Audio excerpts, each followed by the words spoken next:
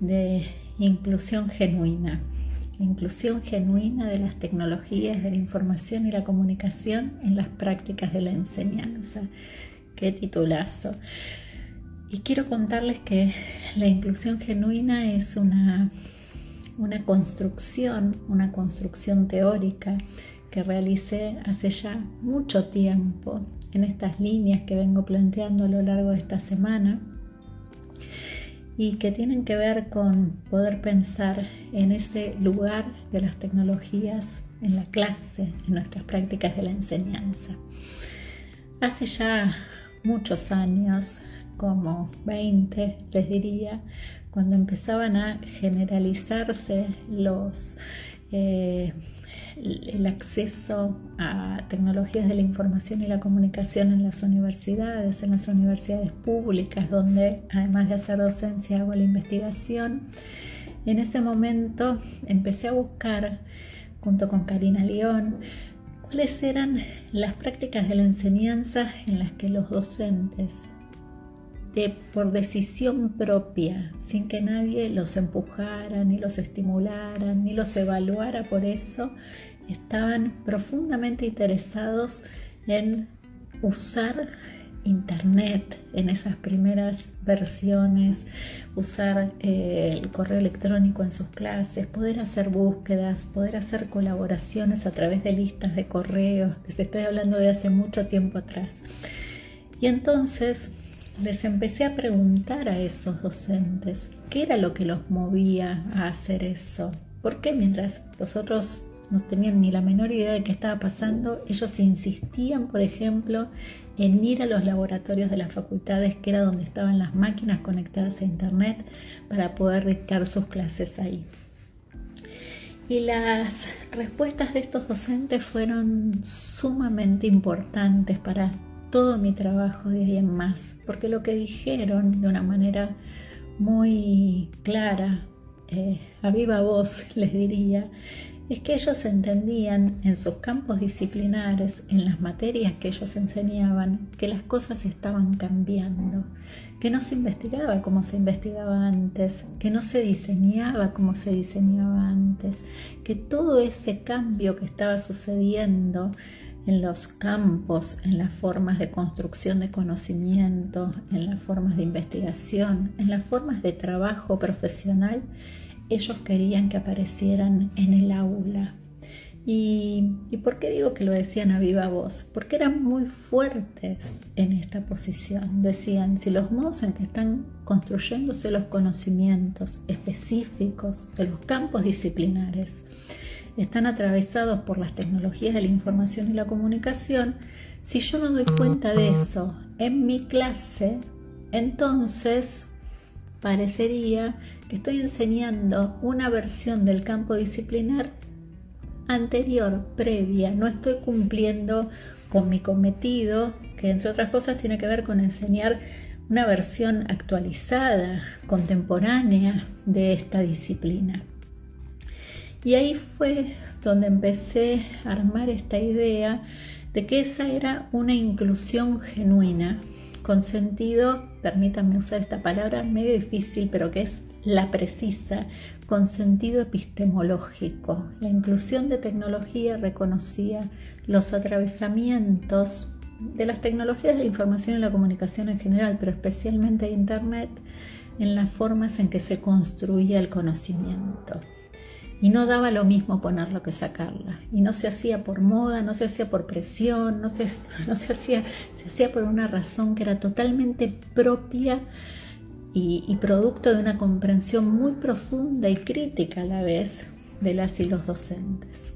Entonces ahí fue cuando empecé a decir, hay inclusiones que son efectivas, que se hacen por la fuerza, porque nos obligan, porque es moda, porque es tendencia, porque el colegio recibió, compró. No era este caso. Estos docentes querían trabajar con tecnologías porque tenían esta comprensión, y esta comprensión refería a lo que estaba cambiando.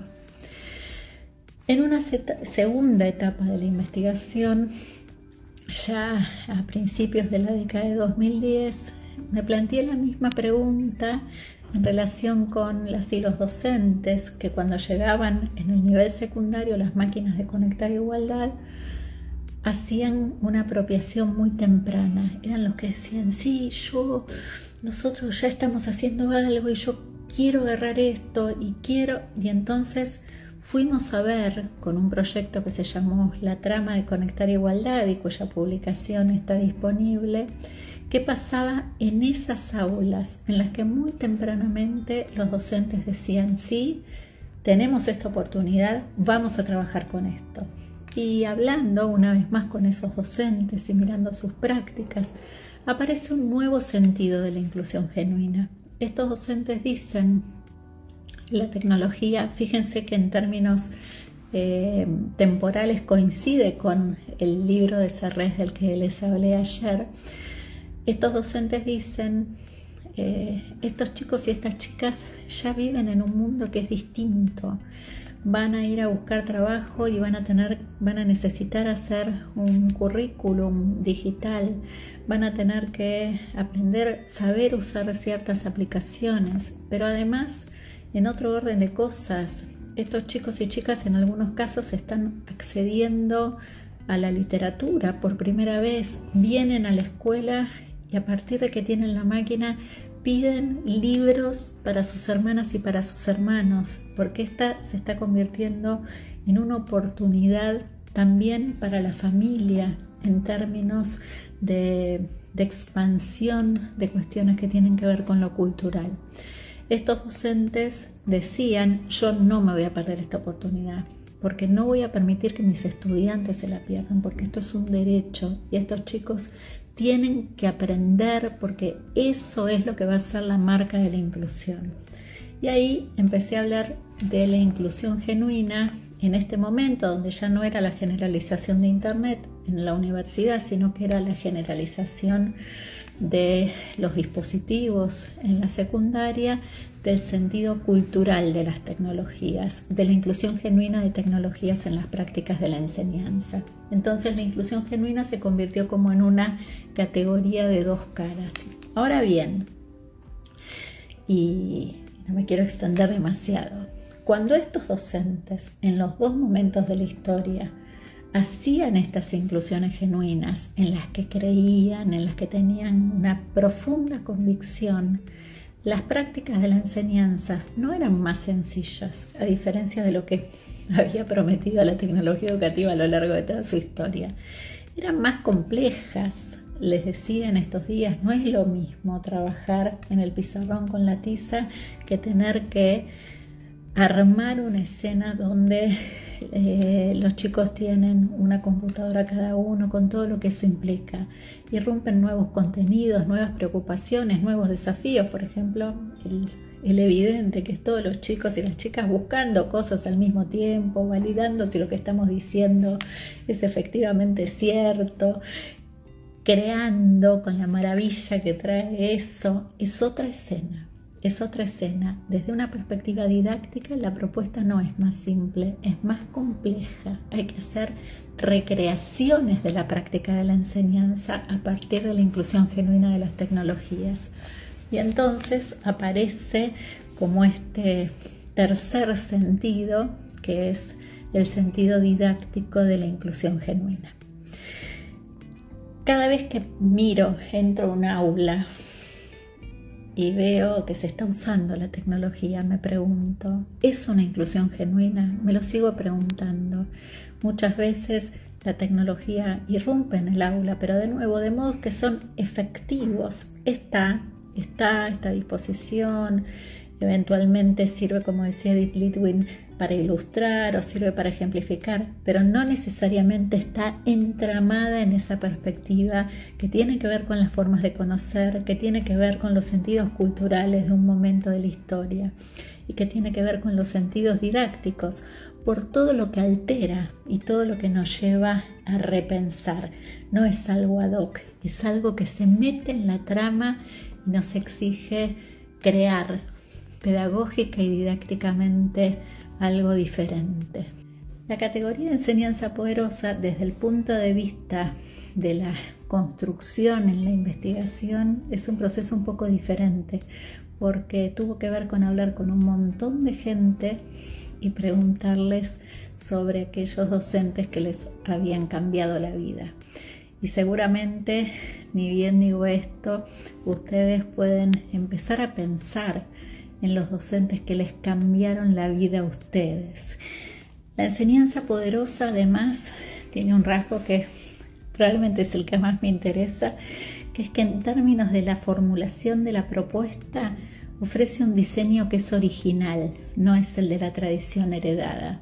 Si lo pensamos en términos de lo que denomino la hegemonía de la enseñanza clásica, no sigue esa cadencia de la enseñanza clásica que tiene que ver con la explicación, la aplicación, la verificación a través de las evaluaciones, sino que irrumpe en eso. Y el diseño de la práctica de la enseñanza es original. Puede empezar por cualquier otro lado, por ejemplo, en la calle, yendo a buscar cosas, ¿no? Y a partir de ahí hacer una propuesta didáctica completamente diferente. Esa propuesta didáctica está construida en tiempo presente. Eso quiere decir que la clase que pensamos para hoy, que diseñamos para hoy, es para hoy. No sirve ni el año que viene, ni el otro, porque hay algo de esta enseñanza poderosa que se inscribe en su tiempo, que es propia de su tiempo, que tiene que ver con lo que está pasando hoy en la calle, con las discusiones que se están dando, con la agenda de las políticas públicas, con la agenda instalada en la opinión pública, para criticarla, para desarmarla, pero reconoce eso, reconoce que hay una contundencia de la realidad que va mucho más allá del aula y que tenemos que poder reconocerla y construir con esto. Y finalmente, la enseñanza poderosa en estos reconocimientos que hacen quienes recuerdan a sus maestros memorables, nos conmueve profundamente. Hace que salgamos del aula distintos de cómo entramos. Nos dejan marcas que nos acompañan durante toda la vida. Y ustedes dirán, ¿por qué en este momento de este módulo, de esta actualización estamos hablando de esto? Porque esto es lo que verdaderamente importa, que podamos poner todos los atravesamientos de la tecnología a disposición para construir las mejores prácticas de la enseñanza, esas que nos conmueven, esas que nos transforman, esas que nos hacen ir a lugares donde nunca pensamos que podíamos llegar. Y la tecnología tiene que ver con ese atravesamiento, es para eso, es para que logremos que nuestros estudiantes quieran estar en clase, vivan inspirados, no se vayan, no se nos pierdan y que en ese acto se conviertan, por supuesto, en sujetos que pueden generar sus propias transformaciones. Este es el corazón del tema, la práctica de la enseñanza que podemos generar, todo lo poderosa que puede llegar a ser, trabajando mucho, como hacemos siempre, pero además revisitando, reconstruyendo, inspirándonos, colaborando, pensando que esa enseñanza poderosa está acá, en nuestras manos y sobre todo en nuestras manos entrelazadas. Es algo que sí podemos crear. Cuando hablamos de la invención, no hablamos de la invención porque sea la última moda, de hecho no lo es, o porque nos parezca que esto nos vuelve más sofisticados, definitivamente no. Hablamos de la invención porque es podríamos decir, la contracara de este reconocimiento, donde si las cosas se mueven, cambian, mutan, ¿por qué seguiríamos enseñando de la misma manera? Ahora, cuando pensamos en la reinvención de la clase, que es algo a lo que me voy a dedicar en estos días, la reinvención de la clase puede ocurrir en diferentes planos. Y hay uno primero que tiene que ver con aquello que les proponemos a nuestros estudiantes. Nuestros estudiantes pueden ser objeto de prácticas que busquen la reiteración de todos los saberes construidos a lo largo de la historia de la humanidad, A veces ciertas extensiones curriculares pareciera que tienen que ver con eso, pero hay otra alternativa, que es que pensemos que nuestros estudiantes pueden crear en el aula, pueden generar soluciones a donde no las hay, pueden intervenir en sus comunidades, pueden elaborar ideas completamente originales, y todo eso puede suceder alentado por las prácticas de la enseñanza que desarrollemos, que llevemos adelante. Son nuestras prácticas de la enseñanza las que pueden favorecer que nuestros estudiantes inventen en clase o no, o repitan en clase, apliquen en clase, ilustren en clase. Y ahí hay una diferencia completamente cabal, donde, como les decía, nosotros tomamos una posición a favor de la invención, pensando que nuestros estudiantes son creativos, que pueden diseñar, que pueden elucubrar nociones novedosas, incluso aportes para las discusiones que suceden en la agenda de los diferentes campos. Nos importa pensar que en el aula puede darse, aún en situaciones acotadas, pero en relación con problemas reales, situaciones que son situaciones de invención. Y ese es el primer plano.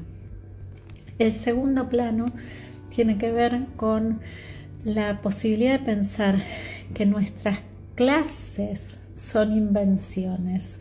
Y acá también hay como un punto de vista bastante claro. La invención busca fundamentalmente irrumpir en la tradición heredada. En nuestro caso, la tradición heredada, aún hegemónica, es la de la didáctica clásica, que pone el centro en la explicación, acompañada por la aplicación y la verificación en las evaluaciones. Ya desde mi punto de vista, cualquier búsqueda de desarticulación de esa posición que parte y sigue por la explicación, ya es muchísimo. Ya podríamos decir que hay una investigación, aunque sea modesta.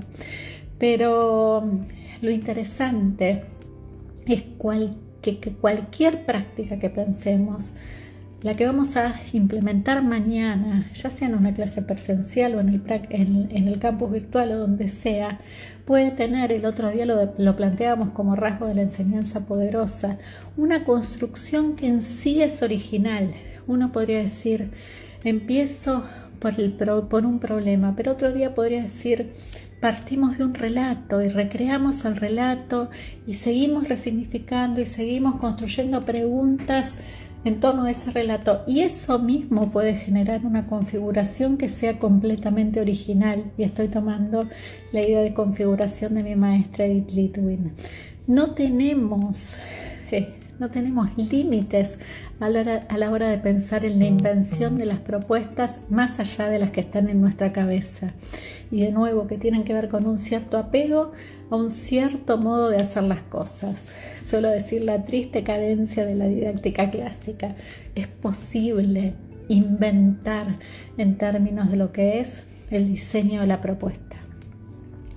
Y voy a agregar acá un tercer plano que tiene que ver con la posibilidad de construir conocimiento teórico a partir de lo que se inventó en términos de propuesta didáctica. ¿Por qué? Porque definitivamente, y sobre todo en este momento de la historia, necesitamos ayornar los marcos interpretativos de la didáctica. ¿Qué necesitamos para hacer ese ayornamiento y poder contar con una fuerte, sólida, rigurosa didáctica contemporánea? Bueno, prácticas rediseñadas a las que les arranquemos estas nuevas categorías de análisis. Y eso es totalmente clave a la hora de construir conocimiento didáctico que también sea original. Entonces hago una suerte de énfasis. Es posible inventar en clase, es necesario inventar en clase si estamos atravesando, como plantea Franco Berardi, una mutación. Podemos inventar en el plano de lo que creamos con nuestros estudiantes. Ellos pueden crear, ellos pueden diseñar. Podemos inventar en el plano de la práctica de la enseñanza. Y podemos inventar en términos del conocimiento que construimos acerca de esas prácticas de la enseñanza. Cuando uno resuelve trabajar desde una perspectiva de invención y reinvención de la propuesta didáctica, de lo que se favorece desde la propuesta didáctica y también de lo que se construye a partir de su implementación, una de las preguntas para mi gusto más interesantes que se puede hacer es, pero ¿cuál es el punto de partida de la reinvención? ¿Desde dónde? ¿Desde dónde arrancar? Y cuando nosotros nos hicimos esta pregunta, tomamos una posición casi les diría, una hipótesis de trabajo, que después fue una hipótesis muy prolífica, que tuvo que ver con decir, bueno, vamos a encarar estos procesos de invención y reinvención identificando y analizando las tendencias culturales, esas que emergen, que nos rodean, que nos envuelven y que tienen que ver con las tecnologías de la información y la comunicación. Esto tiene que ver con estar muy atentas y atentos fundamentalmente a lo que sucede en el aula, porque nuestros estudiantes suelen ser el camino más claro para entender las tendencias culturales que emergen. Y en su momento, mirando mucho a los estudiantes, entendiendo los fenómenos de los que participan, aquello que los atrapa, aquello que hace que en un punto que se metan de cabeza con una pasión que quisiéramos que estén en nuestras clases, empezamos a trabajar con una idea que es la idea de inmersión y que tiene que ver justamente con meterse adentro, ¿no? Con meterse adentro de una experiencia. Y empezamos a entender, sobre todo desde algunos autores, como por ejemplo Frank Rose, que escribió justamente un libro que se llama El arte de la inmersión, que la inmersión es uno de los grandes fenómenos culturales de esta época, vinculados, como sostiene Rose, fundamentalmente con Internet, que según su punto de vista opera como un camaleón que puede ser diferentes, muchas cosas diferentes. Rose dice que nosotros estamos participando de fenómenos inmersivos a diario, que tienen que ver, por ejemplo, con ciertas campañas publicitarias, ciertas acciones que suceden muchas veces en los espacios urbanos y que hacen como que nos van rodeando a partir de una historia. Y ahí me parece que un claro fenómeno inmersivo en la construcción de las series de televisión contemporáneas. Estas series que no solo tienen estructuras narrativas muy complejas, súper complejas, sino que además nos meten a través de esas estructuras narrativas en una historia donde sucede suceden estos rasgos que son propios de los fenómenos inmersivos y que según Rose, de nuevo Frank Rose, tienen que ver con provocarnos un impacto emocional donde no solamente vemos transcurrir adelante de nuestra vista una historia, sino que nos metemos en la historia, nos volvemos parte de la historia. Sentimos que podemos, escuchen esta palabra porque es hermosa para pensar este tema, habitar la historia y podemos ir moviéndonos hacia sucesivos niveles de complejidad, es decir, entender que hay algo más en la trama y que hay algo más y que eso nos puede llevar a una comprensión más profunda. Esto es a tal punto, es así que ustedes bien saben que desde hace, vinculado con los servicios de streaming, desde hace ya un tiempo, en algunos casos se lanzan las temporadas completas de las series y de nuevo eso permite crear un fenómeno inmersivo en todas esas ocasiones en que decimos no, miro un capítulo más y miro otro y terminamos mirando 6 capítulos en un día. Quiero decir, no hay juicio de valor en hacer esta afirmación porque yo soy la primera que soy capaz de hacer eso. Ahora bien, ¿de qué habla esto? De fenómenos culturales que nos atrapan, que nos apasionan, que hacen que deseemos estar ahí. Este es solo un ejemplo, pero si piensan en nuestros estudiantes, muchas veces les pasa esto, por ejemplo, vinculado con el mundo de los videojuegos, donde estos chicos y estas chicas, suelo decir que no quieren estar 4 minutos sentados en el aula, después se pueden pasar 14 horas jugando sin parar para comer o para ir al baño. Hay algo de esta construcción que nosotros tenemos que entender, que tenemos que poder, además de identificarla y entenderla, tenemos que poder vivirla.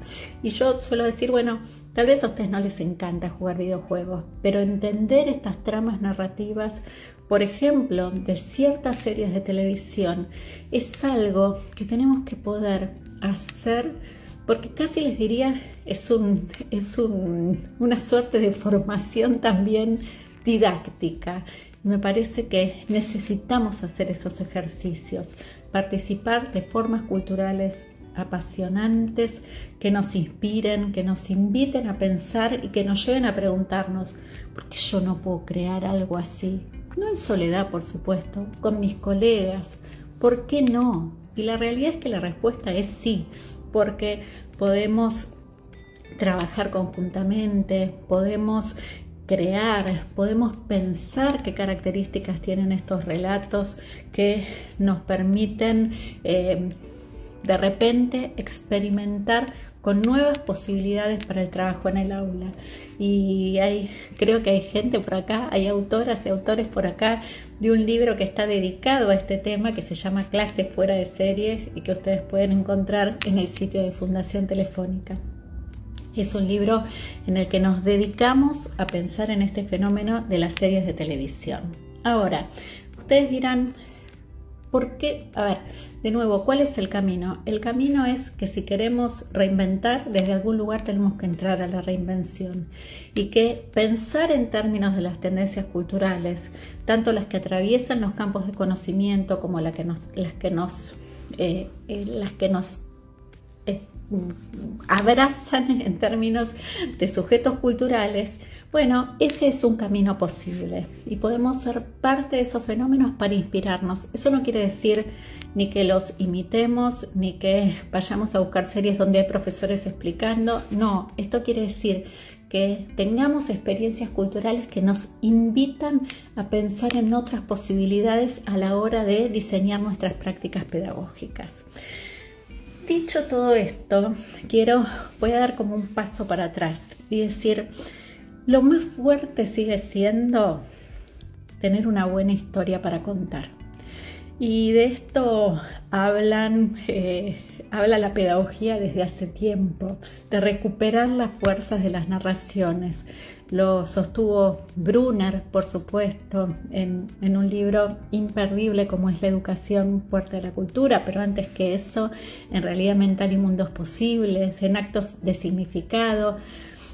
Brunner nos mostró cómo las historias nos constituyen como sujetos y son esas historias que nos cuentan desde que nacimos y que nos vuelven parte de una historia.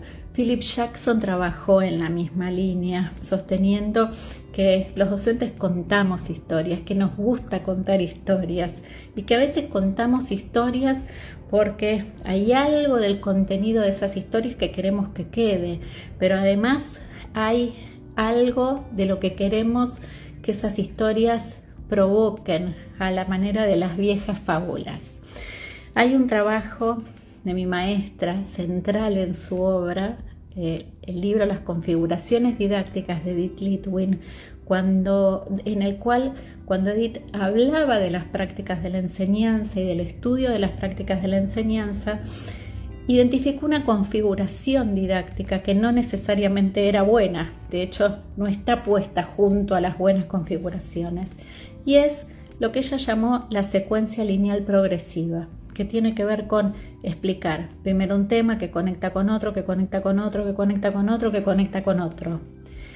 Esa manera de abordar la configuración didáctica Edith no la identificó como buena a finales de la década del 90 cuando hizo esa investigación. Sin embargo, sigue siendo en muchos casos predominante predominante. Entonces, esta es una invitación a recuperar la fuerza de la narrativa, la fuerza de las historias que podemos trabajar en diferentes niveles de profundidad, a generar con esto una entrada a los fenómenos culturales contemporáneos, como son las historias que nos cuentan las series o el cine. Ayer mencioné una película, o la literatura, o los videojuegos, o las nuevas formas de hacer museo.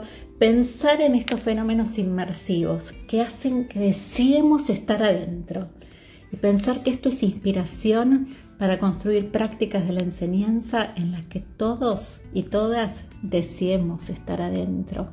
Tengamos muchas ganas de estar adentro. Yo suelo decir que nuestros estudiantes, en lugar de huir despavoridos de la clase cuando suena el timbre, quieren quedarse porque sienten que son parte, sienten ese impacto emocional de la propuesta del que habla Frank Rose.